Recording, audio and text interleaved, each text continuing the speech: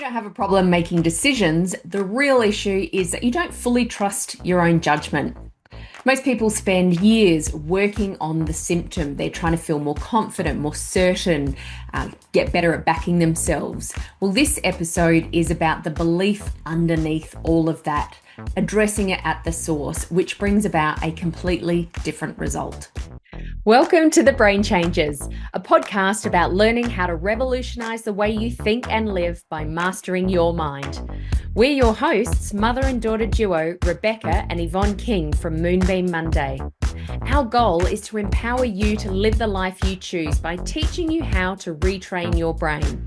Some people tell us it sounds like mind control, and it is, but not the way you might think. This is about you taking control of your own mind rather than letting your mind control you, so you can choose to live a life free from the expectations of others. No matter what you've experienced in the past, you can create positive change and transformation by learning how to master your mind. We know this because we've done it. Between us, we've survived cancer and stroke and eliminated debilitating anxiety and depression. We've turned our pain into purpose through the power of our mind, and we're now here to support and guide you to do the same. In this podcast, we share valuable insights about how your brain works, why you think, say, and do the things you do, how to begin the process of change, and why it's necessary. Because we know that when you change your mind, you change your life. Thanks for joining us. Let's go.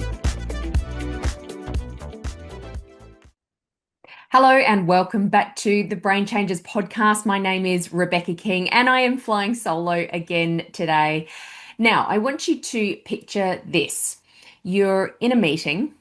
Someone asks you for your take on whatever the topic of that meeting is, and you've had thoughts about this from about 30 seconds into the conversation, but instead of speaking up straight away, you wait. You listen to everyone else first. You perhaps even adjust your position slightly. And when you finally do speak up, you're already running this commentary in your mind about whether you said it right, whether that person reacted that way because you'd misread the room, or, whether you should have perhaps led with the other thought that you had originally. All these things are going through your head. And by the time that you get back to your desk after the meeting's finished, you're not actually thinking about the topic from the meeting anymore. What you're now thinking about is yourself, what you've actually said and how that came about. So here's what I want you to notice in this particular scenario. The decision you made, the decision itself that you made, it wasn't the problem. You knew what you thought about the topic with all of the information that was presented at the time and even the discussion that was happening. You probably had that decision mapped out pretty quickly, like I said, within 30 seconds of the discussion starting. But what feels uncertain after the fact is you. You feel uncertain about yourself, about what you said. And if that sounds familiar to you, if you can see yourself in this scenario, then there's probably been a low-level question running underneath the thinking. Something like, am I actually getting this right? What if I've completely misread the situation? What are they going to think when I say this? And that question that you're being asked, it's actually an old question. It's been running underneath, or you've been asking that question from a long time ago. It comes from way before this particular meeting. It comes from way before this particular job, long before you ever had any reason to doubt yourself. And I want to tell you about a woman that I worked with. I'm going to call her Sarah today. So Sarah was really good at her job, or is really good at her job. Her colleagues know it, her manager knows it, and really on some level, she knows it too. I know that we find it difficult. We call it big noting ourselves if we say that we're good at something. But I highly encourage all of you to know what you're good at, to tell other people. This isn't about bragging or anything like that, but people need to know. So on some level, Sarah knew that she was good at her job. Now, she'd been given bigger projects. She had a seat at the table that she wanted. She was at the particular level she wanted, and yet she was exhausted. Now, the thing is, Sarah wasn't actually exhausted by the work that she was doing. She was quite excited about the work that she was doing, inspired by the work that she was doing. But what was exhausting her was this constant internal commentary, if you like, that was running along every single bit of her role, all of these questions that she was asking herself.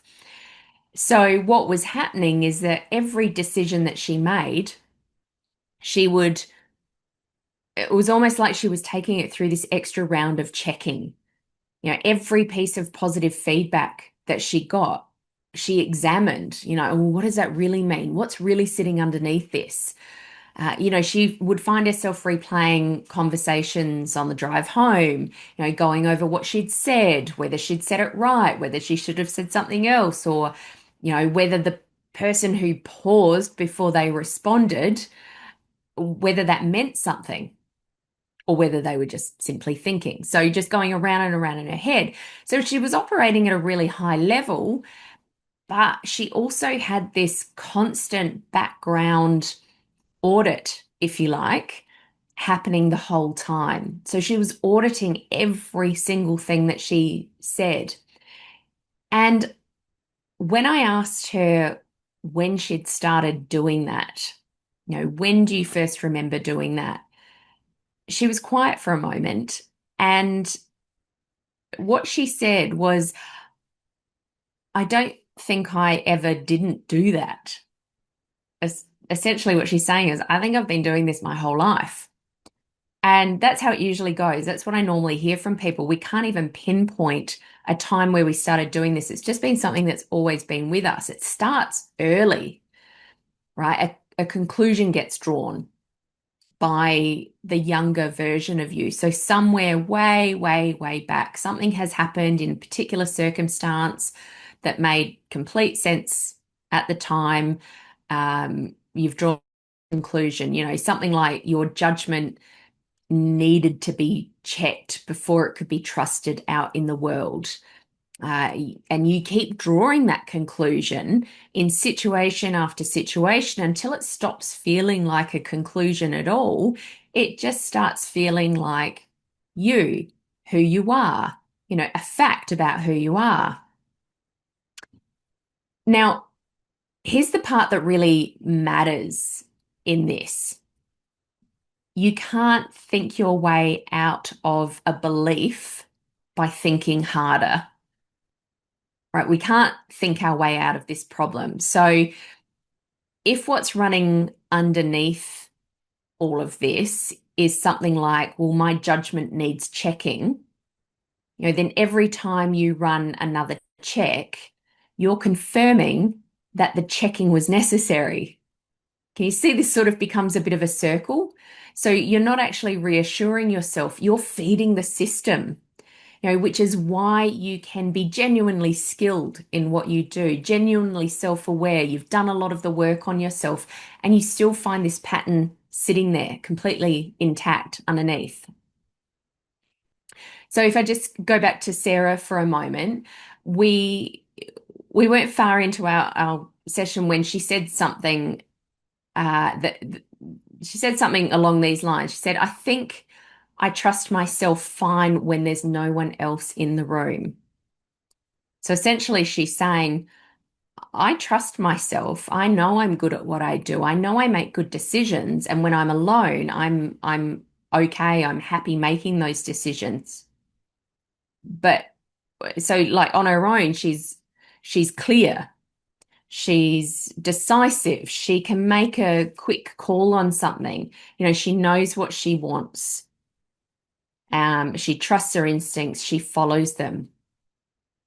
And what we discovered is it was when other people were involved, specifically people whose opinion of her mattered in some way, that's when this internal auditor turned up. So the belief that she had actually had nothing to do with her judgment. It was about what happened when somebody else was weighing in, when there was somebody else there that could possibly judge her. So she hadn't actually concluded my judgment is wrong or my decision is wrong. She'd concluded that my judgment can be overridden at some point, right? And when it was, there were these consequences that she'd learned to manage by getting there first, by overriding herself before anyone else has the chance to. And we do that in so many other ways, especially with our language. We say things like, oh, look, I don't know if this is right. It might be wrong. And like, tell me if I'm completely off track here, but da da da da da. Or, oh, I'm sorry. I just thought I'd throw this in here. Tell me what you think. Da da da da da. So it's like we're apologizing beforehand. It even happens in relationships. Sometimes we might break up with a person before they can break up with us. This happens in so many areas of our life. And this is what Sarah had been doing her whole working life. And when she could see this, like really clearly see it, trace it back, understand what it had been doing this whole time, something changed for her. What happened with this belief, it kind of lost its grip on her. It lost the authority that it had when it felt like this was truth. Because that's quite often what happens with our beliefs. We don't realize that we have these beliefs running underneath. We just think that this is the way things are. This is the truth, right? But when we realize that's not the fact, that's not quite right, then it kind of loses its power. So, of course, with Sarah, she still catches that auditor showing up from time to time. Of course, she does. We all have that auditor there. Um, and these things don't just disappear overnight just because we've become aware of them. But now, when it shows up, she recognizes it for what it actually is. So there's a gap between the old reflex that she used to have and then what she actually does now. So it's a small gap, but it's just enough space to make a different choice, to be able to realize what's going on. And most people never get that gap, right? They spend years trying to make better decisions, trying to be more confident, more certain, trying to back themselves more, and they make progress. But then when they're in the room with someone whose opinion matters to them, that auditor comes back and they're exactly back to where they were because they've tried to make a change at a different level, right? On the wrong level. So this gap only comes when you've actually looked at the belief underneath where it comes from, what it was doing, whether it still needs to be there, whether it's doing its job. And that's a very different conversation to the one that most people are having with themselves. They're simply trying to change their behavior, the way that they react in that particular moment, rather than going back to the source of where this actually began and rewriting that story.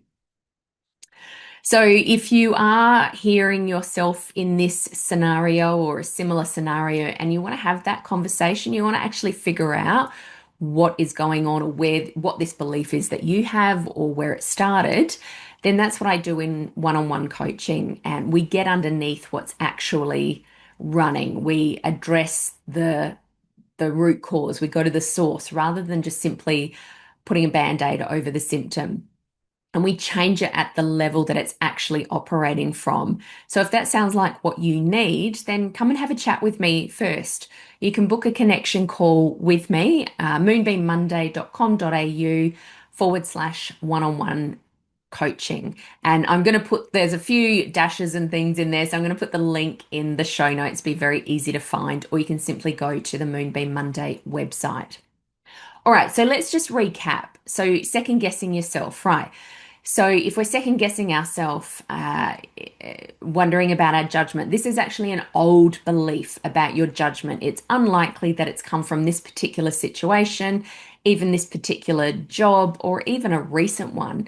It was a conclusion drawn very early in circumstances that made you or made complete sense at the time.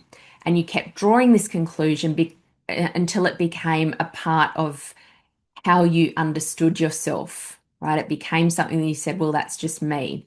And the more you think around it, the more you confirm that this checking is necessary. And the way through is to actually see it, right? Where it came from, what job it's been doing. And when you can see it clearly, it loses its authority or its power over you.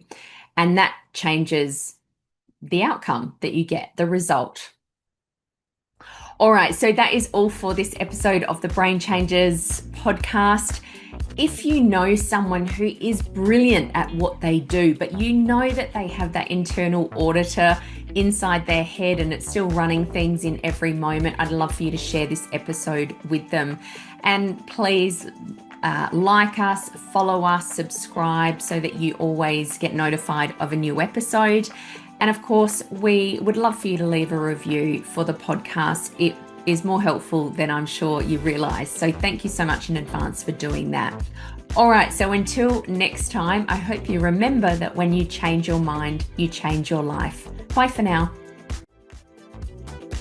Thanks for listening to this episode of The Brain Changes. We hope you've enjoyed the conversation today.